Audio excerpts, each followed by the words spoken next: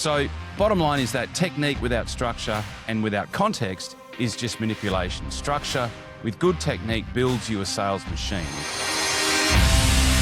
Welcome to the Master Dealmaker's Secrets podcast. And now, here's sales growth strategist, John Blake. Welcome to Master Dealmaker's Secrets. I'm John Blake. This is episode 272. And today we're going to talk about what trades and construction clients need to unlearn about popular sales books.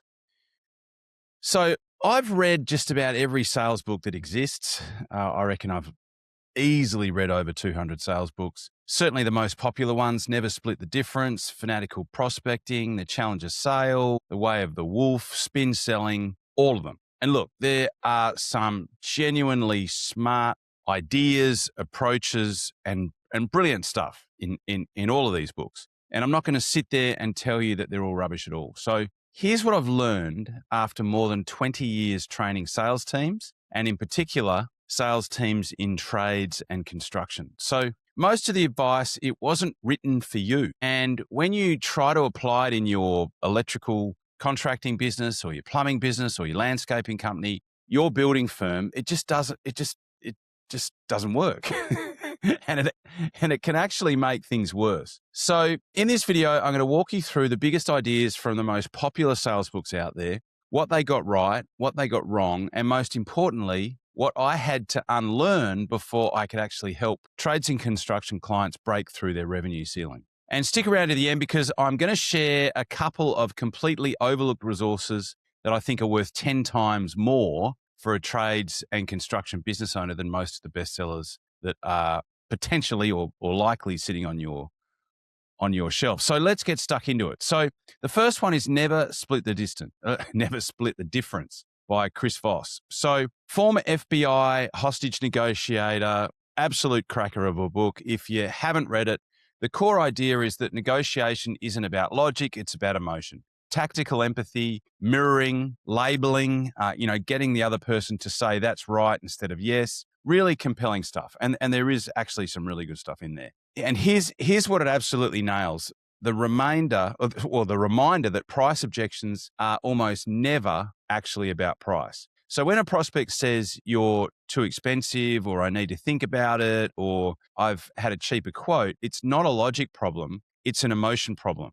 And there's a fear underneath that, a risk that they haven't resolved. And Voss is 100% right that if you try to win that argument with facts and figures, you're going to lose 9 times out of 10. So what's the problem with applying this to your trades business? Well, the issue is that techniques in Never Split the Distance are built for high stakes one-off negotiations, hostage situations, major corporate deals, situations where you have time to run a whole choreographed conversation. Your sales conversations as a trade don't really work like that. You might be on a job site, you've got 5 minutes on the phone, the prospect has already spoken to 3 other blokes and they want a quick answer. What I see happen when trades and construction business owners try to apply this stuff without structure underneath is that they come across as evasive, slippery. They start doing all this tactical empathy and mirroring, and the prospect just thinks that they're being played. So here's what actually works. You need a process first. Repeatable sales system. It's what I call the strike framework that you run on every single call, and it's built for the context in which the conversation is happening. Context is everything. And once you understand that, once you have that structure, then you can layer in some of the communication principles from a book like this. So bottom line is that technique without structure and without context is just manipulation. Structure with good technique builds you a sales machine, which is obviously what you want. So the next one is Fanatical Prospecting. And this one has a core message, and it hammers it home relentlessly. The number one reason that salespeople fail is an empty pipeline. Always be prospecting, always be filling the top of the funnel, never stop. And it's good advice. Prospecting is a good advice. And a lot of the trades and construction businesses that I work with are terrible at outbound. They really do need to start doing outbound. So the message is actually pretty accurate, and an empty pipeline is absolutely one of the biggest killers for any sales operation. But here's where this advice goes sideways for a trades and construction business owner, particularly when you're doing somewhere between 1 and 5 million in revenue. Now, Jeb Blount's world is primarily business to business sales, big sales teams, dedicated business development managers whose entire job is to make outbound calls and book appointments. That's it. That's their whole day. You might be the business owner, the sales guy, the estimator, the operations manager. You probably have other tasks other than sales, and the bloke who has to sort out the problem on the job site. Telling you to just prospect is more like telling a one-man band to practice more guitar. The issue isn't effort, it's leverage. So what I've seen work for my clients, and I've worked with plumbers, landscapers, electrical contractors, builders, estimators, drilling contractors, is that before you worry about filling your pipeline, you have to plug the holes in your pipeline that you already have. Most trades and construction businesses I work with are losing 30 to 40% of their leads at the follow-up stage alone, not because they don't have enough leads, because they don't have a system to manage those inquiries and handle those leads that they're already getting. So fix your conversion rate first, then worry about volume. Prospecting more when you have no follow-up process, or your follow-up process is broken, is just like burning money faster. So the next one is the challenger sale. So the challenger sale, Matthew Dixon and Brent Adamson, this one genuinely changed how a lot of people think about sales. And I actually do build a lot of the concepts in the challenger sale into my conversations that I have when I'm working with trades and construction businesses. So the big idea is that the best salespeople don't just build relationships, they challenge the customer's thinking. They teach, they disrupt the status quo. And one of the things that I teach trades and construction businesses is actually straight out of this book. And that is to ask your potential client why they want to do it this particular way, because there may be a better way of doing it that no one else that they're talking to is suggesting to them. And if nobody else that they're talking to is suggesting a better way, then you can create separation in how you are perceived to them as opposed to your competitors. Now, this is my interpretation of the challenger sale. And the problem with pretty much all these books is where people take the ideas and implement them literally rather than passing them through a context filter. And the context filter answers the question, well, what does this look like in your business? And a lot of trades and construction businesses don't know how to do that. They don't understand how to do that because that's not what they think about for most of the day.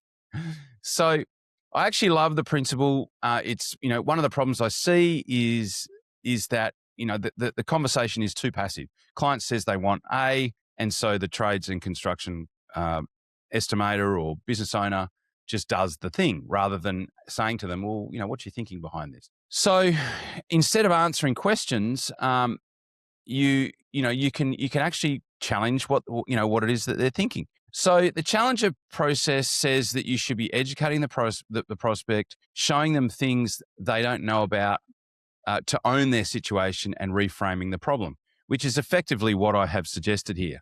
And so in the right context, particularly if you are doing larger commercial work or government contracts, this can work brilliantly. The problem with this idea is, again, where it's implemented without context, and it assumes that you're selling to a sophisticated buyer who has the time and the appetite for an educational conversation. The average homeowner getting a quote for a renovation or a driveway or a drainage system is not that person. So trying to run a challenger type conversation without that nuance that I just talked about with a residential customer can make you come across as arrogant unless you have that tailored approach that we talked about earlier on. They'll feel like you're telling them that they don't know what they need, and without that, they'll just go to your competitor. So what I teach clients is a version of this. I have really just outlined it to you, but I call it informed authority. You're not necessarily challenging them, you're guiding them, you're the expert, you're just giving them different ideas on how you can do it. So there is actually really quite a big difference between the literal interpretation of the book and what it is that I just suggested that I actually do work with my clients on. So book 4 is The Way of the Wolf. And The Way of the Wolf was written by Jordan Belfort. Yep, that Jordan Belfort. Now, look, I'm not here to relitigate the man's life choices. I think that there are too many great sales books out there to worry too much about what this particular person thinks. But I know that for whatever reason, he has attracted quite a following. And I want to talk about what's actually, in his book, because a lot of trades and construction business owners have probably either heard about it, have read it, or maybe have listened to it. So the straight line system, the idea that every sales conversation should move in a straight line from opening to close. You control the frame, you handle the objections, you lock in certainties in 3 things: the product, you as a salesperson, and the company. Those things are all sound. They are all valid. And there are some decent mechanics in there. The idea of tonality, that's also very powerful and something that I build into what I teach my clients, that how you say something matters as much as what you say. I have done some other podcasts on tonality in previous episodes. The focus on certainty, I've certainly touched on that as the emotional state that you're trying to create in the buyer. But here's where it falls apart for most trades businesses. The straight line system is essentially designed for high pressure, high volume selling, phone rooms, scripts that are read word for word, objection loops that you can cycle through until the prospect either buys or hangs up. That is not how trust is built in a trades business. Your reputation, and in this industry, your reputation's everything, is built on conversations where the customer feels respected, not pressured, especially in a local market where a bad review can just absolutely floor you and set you back, weeks, if not months. The other issue is that this system treats every prospect the same, and there are different contexts. In fact, there is a continuum. There are people who have been referred to you, who perceive you as already having a level of competency and expertise, especially if they've been referred to you by someone that they trust. And then there are people that are brand new, that have never heard from you or that know about your work from a bar of soap, and they have found you, via a Facebook ad or a Google search. So in my experience with trades businesses, you have very different types of buyers. You've got price shoppers, you've got relationship buyers, as I've just pointed out, your quality first clients. A one-size-fits-all script will not work across all of those different contexts. And that's why in the qualification part of what I teach the trades and construction clients that I work with, we establish context first. That's the first thing that we do, because that determines what your approach will be. So take the tonality lessons, leave the pressure tactics on that one. So book number 5 is Spin Selling. So genuine respect for this one. I have mapped some of what I teach in my strike system to this particular approach, and I have a lot of time for this. It's based on real research across tens of thousands of sales calls, and the core idea is that in complex sales situations, the old features and benefits pitch just doesn't work. What works is questions. So situation questions, problem questions, implication questions, needs payoff questions. You use questions to help the buyer discover the problem for themselves and arrive at the solution themselves. And as I said, this maps really well to what I call the investigation part of the strike system, where you're asking questions, not just to fill in a quote sheet, but to actually understand what the customer is trying to solve and what the consequences are if they get it wrong. So here's the adjustment that you need to make for trades. Rackham's research was based on enterprise sales, long sales cycles, multiple stakeholders, lots of meetings. The implication questioning process he describes can take an hour or more. Your trades conversation is often 15 minutes on site. You don't have time to run the full spin sequence. What you can do is take the principle, questions are more powerful than pitching, and build a compressed version of it into your discovery process as part of your quoting process. So 2 or 3 really good questions that uncover the real buying motivation. That alone will separate you from almost every other tradie that will show up, measure up, and then leave. So most of your competitors are just pitching. You're asking better questions. You will win more work, full stop. So that's the popular stuff and where it all falls short. Now, let me tell you what I've actually seen move the needle for trades and construction businesses. So the framework that I use is called the Strike Framework, and I have spent over 20 years refining that. I wrote about it in my book, High Stakes Selling, which you can still buy on Amazon and in the Apple Store, and it's also available in audio form as well, so you can check that out. The core insight is this: in a trades and construction business, almost every sale is a high stakes sale. So your customer is letting you know, they're letting you into their home, into their work site, they're trusting you with something that matters to them. The buying decision isn't just about price, it's about risk. And if you don't understand that and address that in your sales process, you will always be competing on price. So the strike system I've developed is built specifically for this environment. Strike through the noise, target the real buying motivation, remove the risk in their mind, isolate what's actually stopping them, and keep the momentum moving. Earn the commitment. So it's a process built for how trades buyers actually make decisions, not how corporate procurement departments work. So start reviewing your own conversations. This is the single most underrated thing that I do with my clients. We actually review sales conversations, call recordings, transcripts, site visit notes, quote follow-up calls, and we find the specific moment where the sale was lost. So you can read 100 books, but if you don't know where your sales process is actually breaking down with your customers in your market, all that knowledge is just not, it's worthless. Your business has specific patterns, specific objections that come up again and again, specific points in the conversation where the deals stall.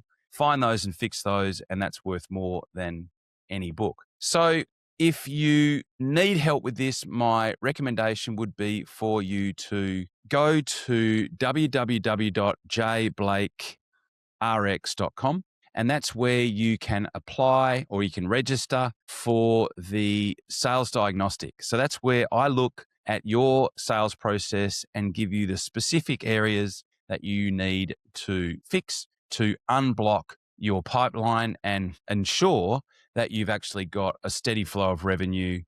And it's quite fascinating when this works, when we unblock the areas where your deals are stalling, where your follow-up process is broken, or where your guys aren't asking enough questions at the front end, you will be blown away how much revenue you can unlock in your business.